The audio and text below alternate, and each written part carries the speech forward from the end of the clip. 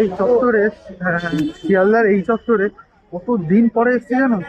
সেই 2012-13-তে প্যারামেডিক্যাল করতাম, তখন তখন এসেছিলাম এইখানে। আজকে আসছি এতদিন পর, এতদিন পর, মানে ধরো প্রায় 10 বছর পর এই রাস্তাটা দিয়ে হাঁটছি। আলাদা একটা নস্টালজিয়া। এই যে দেখছো চারিদিকে সব দোকান।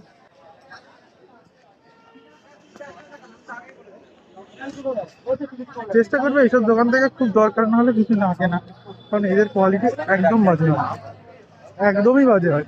তো যাই হোক, এখান দিয়ে এই জায়গা দিয়ে কত বাস ধরেছি।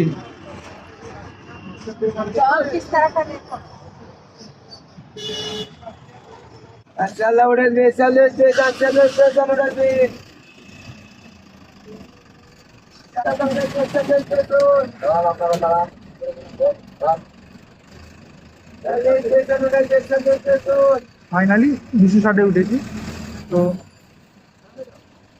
কতদিন পরে রাস্তাটি যাচ্ছি ভাই, এটা একটা আলাদা নস্টালজিয়া। প্রায় 10 থেকে 12 বছর পর এখানে এলাম, বাসে উঠলাম।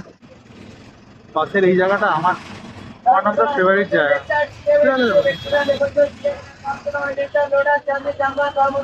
আর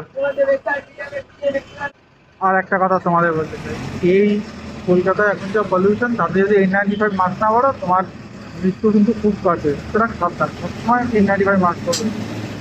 এখন হয়তো বাসের জন্য আমার ভয়েসটা শুনতে একটু অসুবিধা হচ্ছে, বাট মাস্ক তোমাকে এই পলিউশন থেকে বাঁচাবে, বিশেষ করে N95 মাস্ক। তো ফাইনালি চলে এসেছি।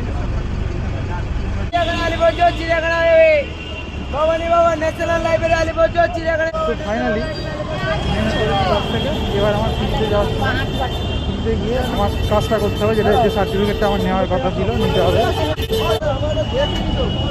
লিটারালি ভাই যথেষ্ট।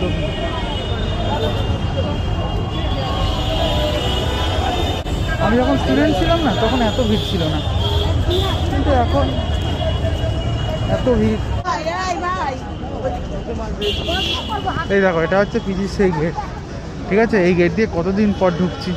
আর সরকারি হাসপাতালে এরকমই, এইভাবেই রুগীরা প্রতীক্ষা করে। গরিব মানুষ চিকিৎসা করাতে আসে না, ওই জন্য।